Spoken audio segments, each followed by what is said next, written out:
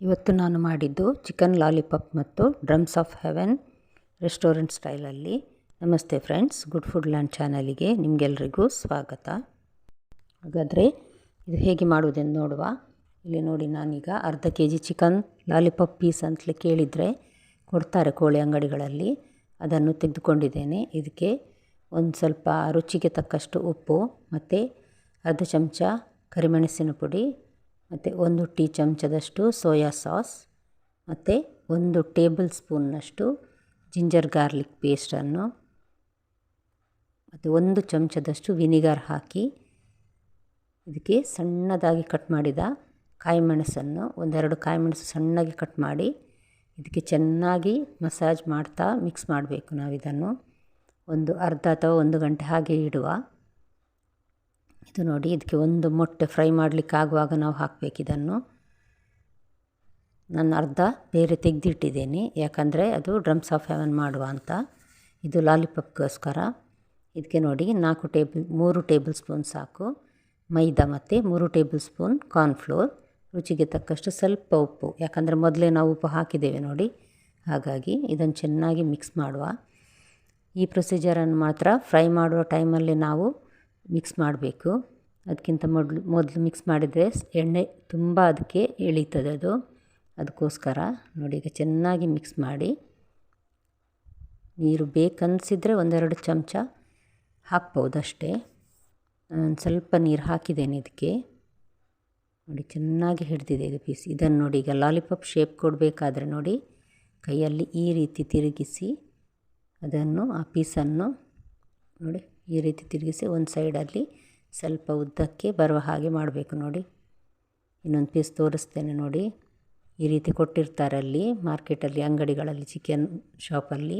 ಸ್ವಲ್ಪ ಈ ರೀತಿ ಎಳೆದು ಅದರ ತುದಿಯನ್ನು ಸ್ವಲ್ಪ ಮುದ್ದೆ ಮಾಡಿದರೆ ಲಾಲಿಪಾಪ್ ಶೇಪ್ ಬರ್ತದೆ. ಇದೇ ರೀತಿ ಮಾಡಬೇಕು ಲಾಲಿಪಾಪ್ ಶೇಪ್ ಅಂದರೆ.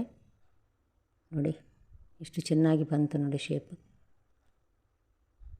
ನೋಡಿ, ಇನ್ನೊಂದನ್ನು ತೋರಿಸ್ತಾ ಇದ್ದೇನೆ ನಿಮಗೆ ಸರಿ ಗೊತ್ತಾಗಲಿ ಅಂತ. ನೋಡಿ, ಇದೇ ರೀತಿ ಮಾಡಿದರೆ ಆಯಿತು. ಈಗ ನಾನು ಎಣ್ಣೆ ಬಿಸಿಯಾಗಲಿಕ್ಕೆ ಇಟ್ಟಿದ್ದೇನೆ. ಎಣ್ಣೆ ಚೆನ್ನಾಗಿ ಬಿಸಿಯಾಗಿದೆ. ಈಗ ಲೋ ಟು ಮೀಡಿಯಮ್ ಹೀಟಲ್ಲಿ ಇಡಬೇಕಿದನ್ನು. ಮೆಲ್ಲ ಉರಿಯಲ್ಲಿ, ಅಂದರೆ ಜೋರು ಉರಿಸಾಗಬಾರ್ದು, ತೀರಾ ಮೆಲ್ಲ ಉರಿಸ ಇರಬಾರ್ದು. ನೋಡಿ, ಎಲ್ಲವನ್ನು ಈಗ ನಾನು ಹುರಿಲಿಕ್ಕೆ ಹಾಕ್ತಾಯಿದ್ದೇನೆ. ಒಂದು 4 ಪೀಸ್ ಮೊದಲು ಮಾಡ್ತೇನೆ. ಇದನ್ನು ನಿಧಾನದಲ್ಲಿ ಹುರಿಬೇಕು, ಅವಸರ ಏನು ಮಾಡಬಾರ್ದು, ಯಾಕಂದರೆ ಅದು ಒಳಗೆ ಚೆನ್ನಾಗಿ ಬೇಯಬೇಕು ನೋಡಿ, ಅದಕ್ಕೋಸ್ಕರ. ಮೊದಲನೇ ಬಾರಿ ನನ್ನ ವಿಡಿಯೋ ನೋಡುವ ವೀಕ್ಷಕರಾದರೆ ದಯವಿಟ್ಟು ಸಬ್ಸ್ಕ್ರೈಬ್ ಮಾಡಿ, ಹಾಗೂ ನಿಮ್ಮ ಫ್ಯಾಮಿಲಿ ಫ್ರೆಂಡ್ಸಿಗೆ ಶೇರ್ ಮಾಡೋದನ್ನು ಮರಿಬೇಡಿ. ಖಂಡಿತ ನಿಮಗೆ ಇದು ಇಷ್ಟ ಆಗ್ತದೆ. ದಯವಿಟ್ಟು ಲೈಕ್ ಮಾಡೋದನ್ನು ಮರಿಬೇಡಿ. ನೋಡಿ, ಈಗ ತಿರುಗಿಸಿ ಎಲ್ಲ ಕಡೆ ಚೆನ್ನಾಗಿ ಬೇಯುವಂತೆ ನಾನೀಗ ಇದನ್ನು ಫ್ರೈ ಮಾಡ್ತಾ ಇದ್ದೇನೆ. ಪ್ರತಿಯೊಂದು ಸೈಡನ್ನು ತಿರುಗಿಸಿ ಹಾಕಿ ಫ್ರೈ ಮಾಡಬೇಕಿದು. ನೋಡಿ, ಈಗ ಒಂದು ಕಡೆ ಚೆನ್ನಾಗಿ ಫ್ರೈ ಆಗಿದೆ. ಈಗ ಇದು ನೋಡಿ ಎಷ್ಟು ಚೆನ್ನಾಗಿ ಫ್ರೈ ಆಗ್ತಾ ಬಂತು ನೋಡಿ.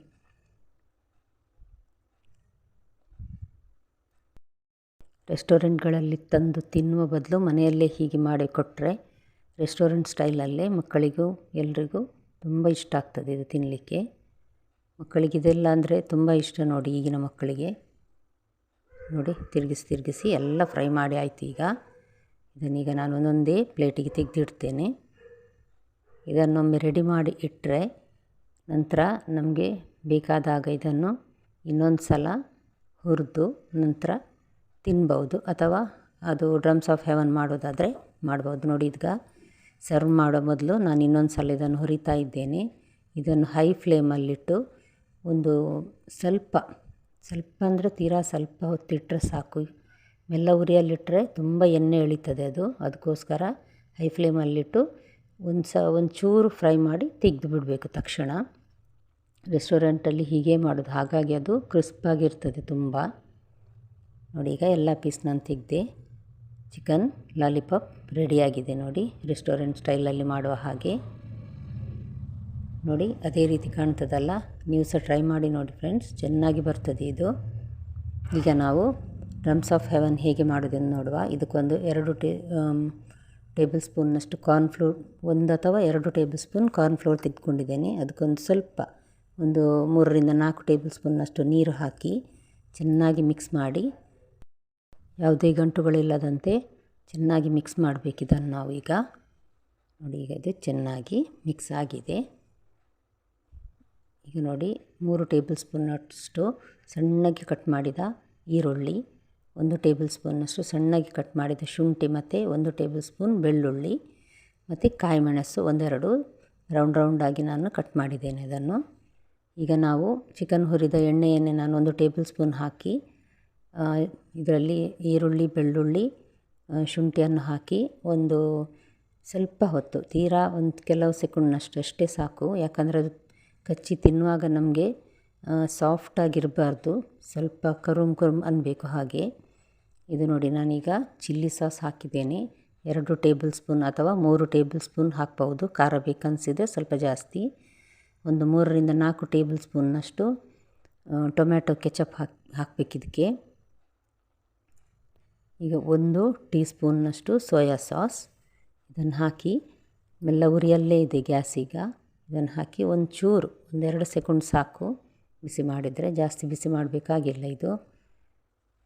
ಈಗ ಒಂದು ಅರ್ಧ ಚಮಚದಷ್ಟು ಪೆಪ್ಪರ್ ಪೌಡರ್, 1 ಚಮಚದಷ್ಟು ವಿನಿಗರ್ ಹಾಕಿ ಒಂದು ಸಲ ಮಿಕ್ಸ್ ಮಾಡುವ. ಪೆಪ್ಪರ್ ಪೌಡರ್ ನೋಡಿ, ಇದು ಮಿಕ್ಸ್ ಮಾಡುವ. ಯಾವುದೇ ಕಲರ್ ಬಳಸುವ ಅಗತ್ಯ ಇಲ್ಲ.